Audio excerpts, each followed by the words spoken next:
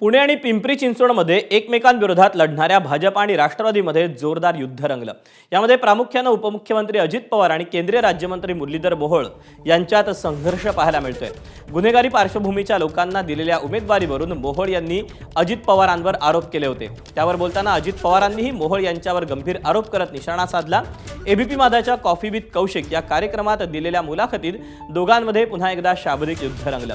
यामध्ये पुण्यातील विकास कामांसह विविध मुद्द्यांवर दोन्ही नेत्यांनी एकमेकांवर टीका केली। एका व्यक्तीला परदेशात जायला कुणी मदत केली? जरा डोकं खाजवा दाखवा। पुण्यामध्ये एक व्यक्ती परदेशामध्ये पळून गेला की नाही? त्याला पासपोर्ट कुणी दिला? कसा गेला? काय गेला? याचं जरा नीटपणे चौकशी करा। आणि त्यांनी पण वेगवेगळ्या लोकांनी वेगवेगळ्या निवडणुकीमध्ये कुणाकुणाला उमेदवारी दिलेली आहे गेल्या 15-20 वर्षात, त्याचंही रेकॉर्ड काढा।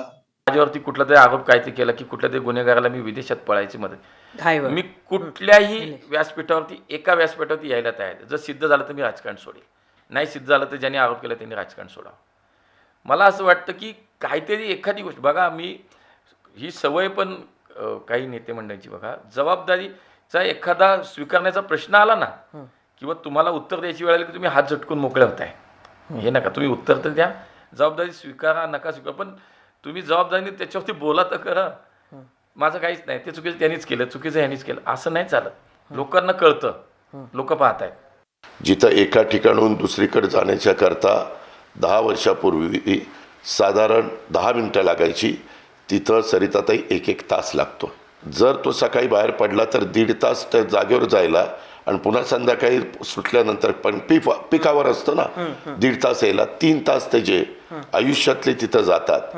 म्हटल्यानंतर तो त्रासून नाही जाणार? बरं, कामं चाललीत होणार कधी? तुम्हाला गंमत वाटेल, मागच्या 5 वर्षाचं मी काढलंय, जवळपास 1150 कोटी रुपये खड्डे बुजवण्याच्या करता तरतूद केली। सरिताताई फक्त त्याच्यामध्ये साधारण 650 कोटी रुपये खर्च केले, 500 कोटी रुपये खर्चच केले नाही। पैसे असताना तुम्ही पैसे खर्च करत नाही। 1.5 लाख कोटी रुपये इथल्या डेव्हलपमेंटच्या करता खर्च करण्याचं प्रोव्हिजन केली, मग 1.5 लाख कोटी गेले कुठं? आज मला असं वाटतं की तुम्हाला 5 वर्षात आम्ही केलेल्या कामाचा प्रॉब्लेम वाटतो किंवा तुम्हाला अकार्यक्षम वाटतो। मुद्दा तो नाही आहे। तुम्ही 15-20 वर्ष या पुण्याचे पालकमंत्री किंवा पुण्याचे तुम्ही कारभारी होतात, तुम्ही पुण्याच्या भविष्याचा विचार काहीच केला नाहीत। वाहतुकीचा प्रश्न कालच्या 2-4 वर्षात नाही झाला। पुणे वाढणार आहे, लोकसंख्या वाढणार आहे, नागरिकीकरण वाढणार आहे, पुण्याच्या मूलभूत या ज्या काही प्रश्न आहेत, या प्रश्न हे ते वाढणार आहेत। हा विचार तुम्ही सत्ताधारी असताना नाही आला तुम्हाला। आम्ही 5च वर्ष काम केले। तुमचं आणि दादांचं जे काय सुरू आहे, जी काय कुस्ती आहे असं म्हटलं पाहिजे, ती काही खरी नाही।